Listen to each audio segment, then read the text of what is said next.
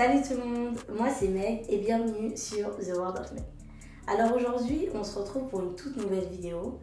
Mais avant toute chose, j'aimerais dire merci. Merci à chacun d'entre vous d'avoir été, si je peux dire ça comme ça, fidèle, de m'avoir soutenu.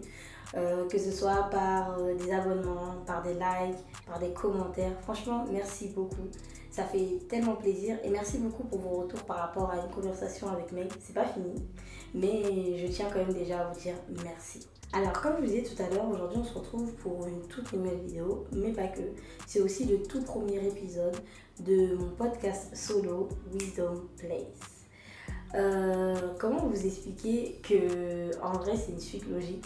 Un peu comme tout le monde, j'ai commencé à faire des vidéos face cam où je partageais mes témoignages, je partageais mes idéaux, etc.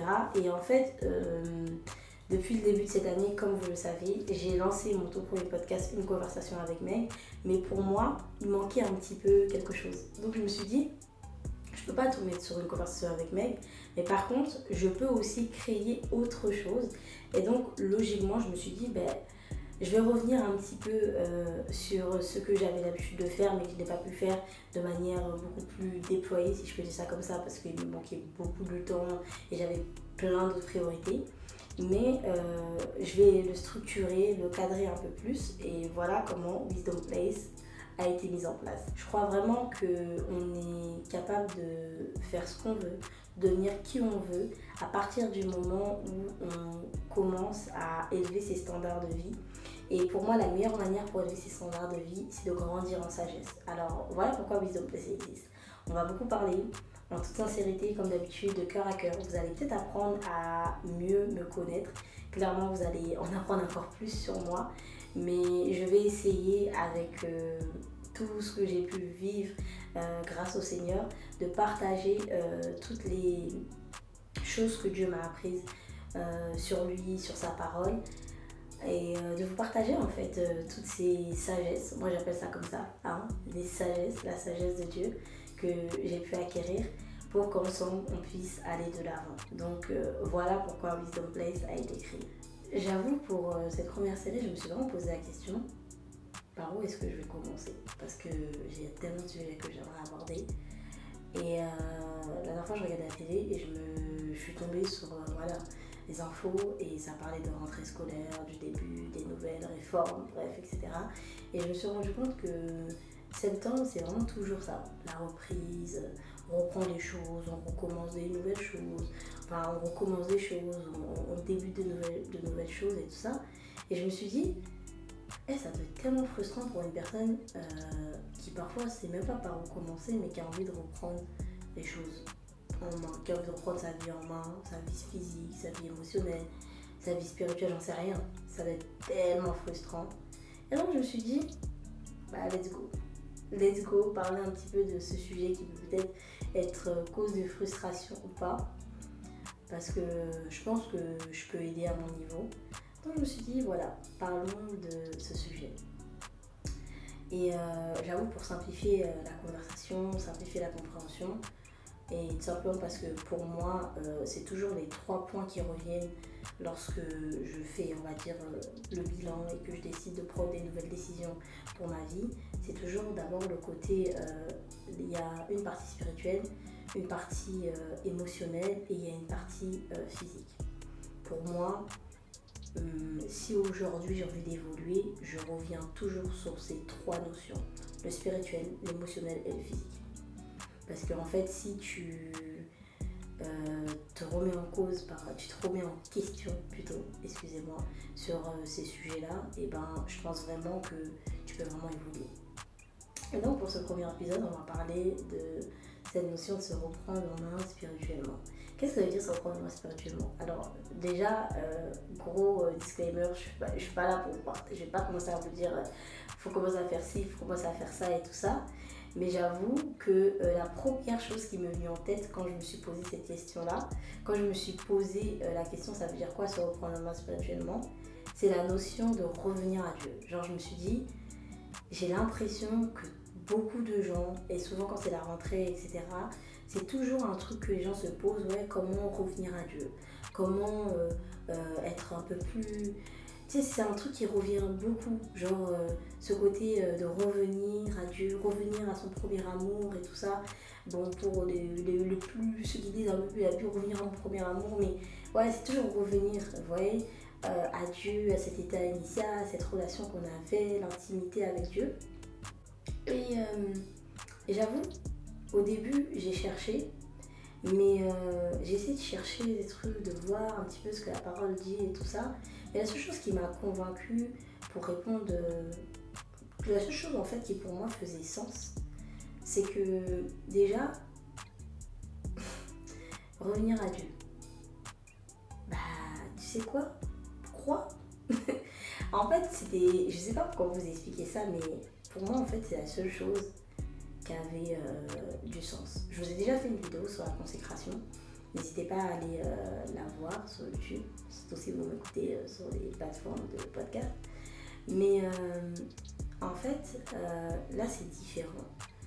Revenir à Dieu, souvent, ça va dans le sens où l'intimité, on a l'impression d'avoir perdu un petit truc, on a l'impression que, je sais pas, voilà, qu'il y avait des choses qu'on vivait avec Dieu, qu'on ne vit plus et tout ça. Et en fait, je me suis dit, mais comment ça peut arriver? Parce que la vérité, c'est que moi aussi, je me suis déjà posé cette question. Je ne suis pas là en me disant, ouais, pourquoi vous posez cette question? Parce que même moi, il y a des fois dans ma vie, je me suis posé cette question. Et j'avoue que le passage qui est monté dans mon cœur, c'est Hébreux 11.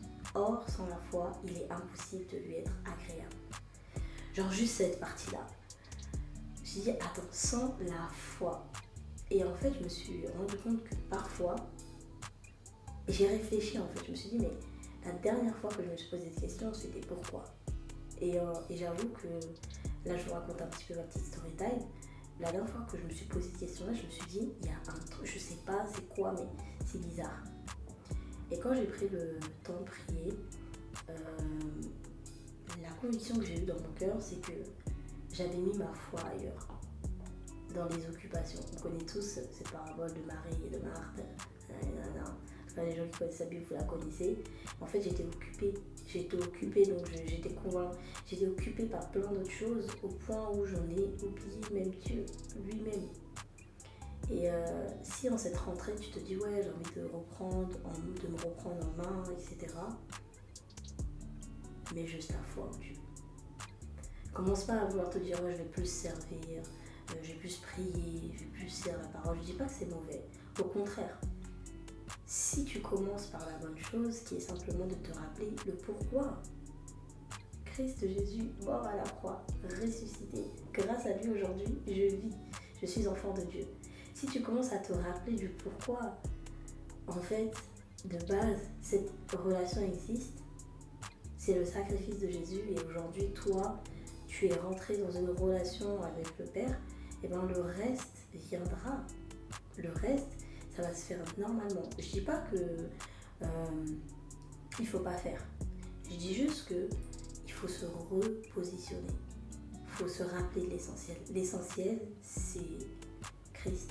L'essentiel, c'est notre relation avec le Père.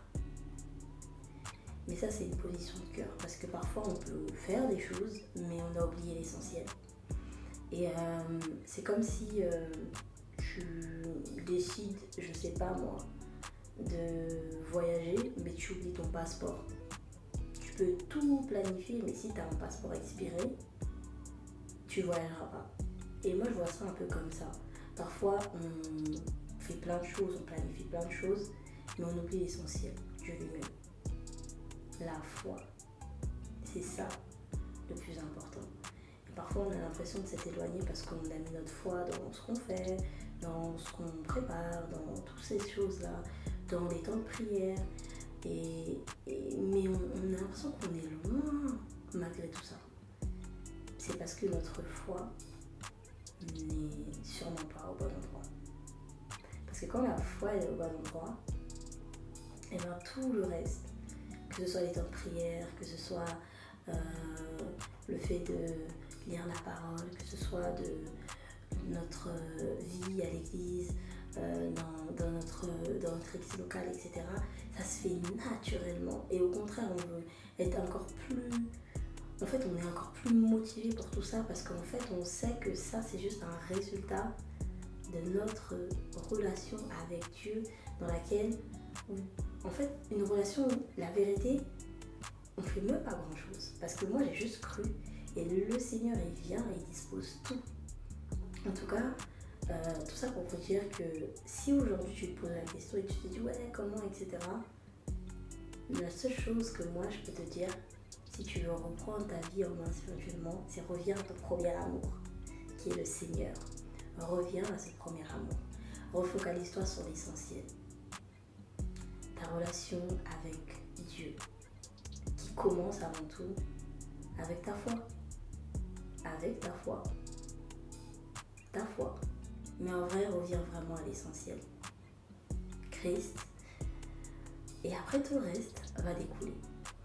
Donc voilà, c'est tout pour aujourd'hui et on se dit à la prochaine fois pour un nouvel épisode.